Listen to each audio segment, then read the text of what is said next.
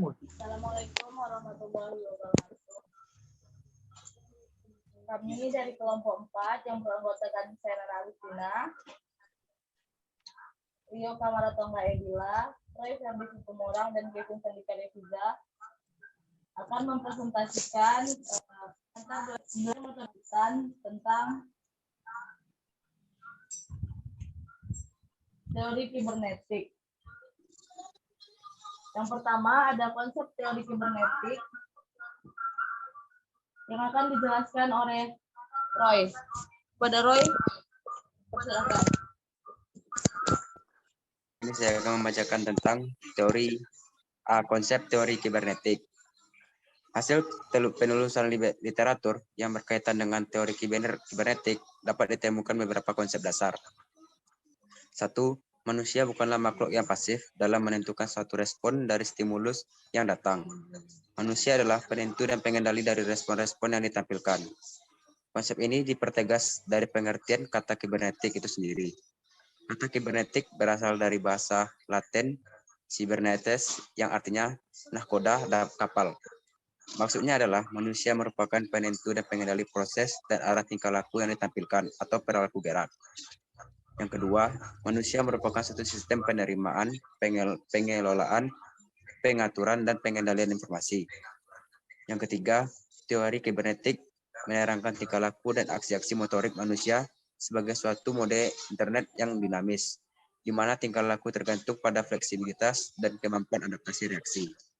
Dalam hal ini, otak manusia menempati hierarki tertinggi sebagai pengatur dan pengendali segala aktivitas organismus dalam pelaksanaan aksi-aksi motorik.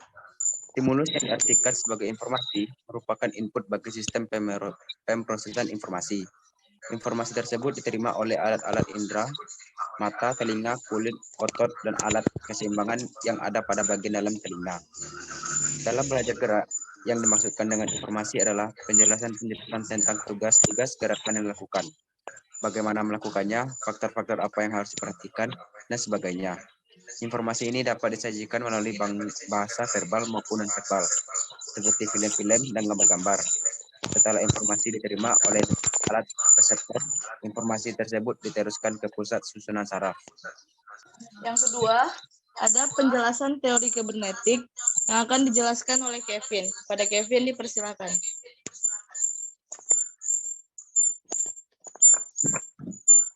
Selanjutnya adalah penjelasan teori kibernetik.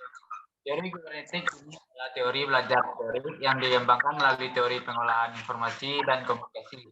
Di dalam teori ini, prinsip teori informasi dan komunikasi menganalisa proses belajar motorik, baik perhatian dari stimulus, persepsi yang berhubungan dengan ingatan, atau pengetahuan yang dan kemudian proses pengambilan keputusan.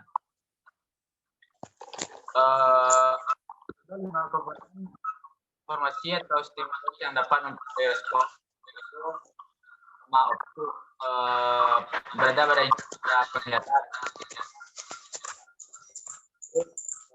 di indera pendengaran, yang ketiga taktil, indera peraba atau kulit, yang keempat kinestik yang berada pada organ otot atau saraf, yang kedua adalah seperti berada pada alat keseimbangan atau statiko dinamisator.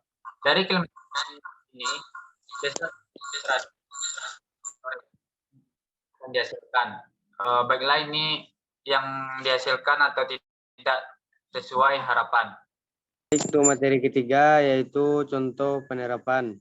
Teori belajar sibernetik merupakan teori belajar yang relatif baru dibandingkan dengan teori-teori yang sudah dibahas sebelumnya. Menurut teori ini, belajar adalah pengolahan informasi. Proses belajar memang penting dalam teori ini. Namun yang lebih penting adalah sistem informasi yang diproses yang akan dipelajari siswa. Asumsi lain adalah bahwa tidak ada satu proses belajar pun yang ideal untuk segala situasi dan yang cocok untuk semua siswa, sebab cara belajar sangat ditentukan oleh sistem informasi. Implementasi teori sibernetik dalam kegiatan pembelajaran telah dikembangkan oleh beberapa tokoh dengan beberapa teori, diantaranya teori pemrosesan informasi. Pada teori ini, Komponen pemrosesan informasi dibagi menjadi 3 berdasarkan perbedaan fungsi, kapasitas, bentuk informasi, serta proses terjadinya. Ketiga komponen itu adalah sensory reseptor atau SR, merupakan setempat pertama kali informasi diterima di luar.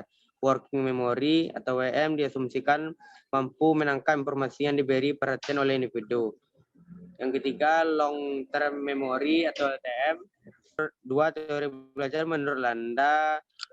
Dalam teori ini Landa membedakan ada 2 macam proses berpikir, yaitu yang pertama proses berpikir algoritmik, yaitu proses berpikir yang sistematis, tahap demi tahap, linear, konvergen, lurus menuju ke satu target tujuan tertentu. 3. Teori belajar menurut Pas dan Scott. Menurut Pas dan Scott, ada 2 macam cara berpikir, yaitu cara berpikir serialis. Cara berpikir ini hampir sama dengan cara berpikir algoritmik, yaitu berpikir menggunakan cara setahap demi setahap atau linear. B. Cara berpikir menyeluruh atau Wallis, cara berpikir yang cenderung melompat ke depan, langsung ke gambaran lengkap sebuah sistem informasi atau mempelajari sesuatu dari yang paling umum menuju ke hal yang lebih khusus. Kesimpulan yang dapat kami ambil dari presentasi ini yaitu, teori kibernetik ini adalah teori belajar motorik yang dikembangkan melalui teori pengolahan informasi dan komunikasi. Di dalam teori ini, prinsip-prinsip teori informasi dan komunikasi menganalisa proses belajar motorik, baik perhatian dari stimulus, persepsi yang berhubungan dengan ingatan atau pengalaman, dan kemudian proses pengambilan keputusan. Teori belajar kibernetik merupakan teori belajar yang relatif baru dibandingkan dengan teori-teori yang sudah dibahas sebelumnya. Menurut teori ini, belajar adalah pengolahan informasi. Proses belajar memang penting dalam teori ini. Namun yang lebih penting adalah sistem informasi yang diproses yang akan dipelajari siswa. Asumsi lain adalah bahwa tidak ada suatu proses belajar pun yang sangat ideal untuk segala situasi dan yang cocok untuk semua siswa, sebab cara belajar sangat ditentukan oleh sistem informasi.